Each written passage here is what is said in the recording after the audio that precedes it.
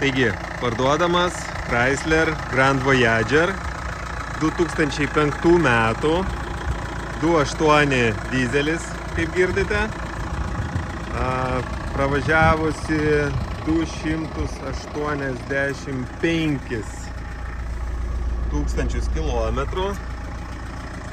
Mašinytė dar gyva, bet 20 metų.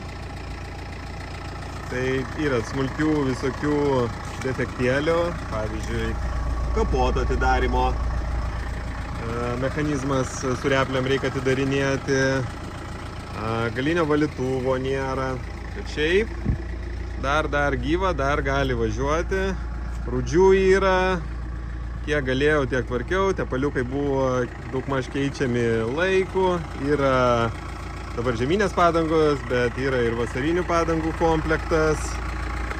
Šiaip tokia neužmušama mašinėlė pasirodė, laikas atėjo atsisveikinti. Tai jeigu kam reikia prie ūkio nebrangios mašinytės, tai galite kreiptis. Kondiškės nėra, nors turėjo būti, parkingų nėra, automatas. Daugiau lyg ir viskas kaip ir veikia. Technikinis iki 27 metų Liepos mėnesio. Dar nežinau daugiau ką čia papasakoti.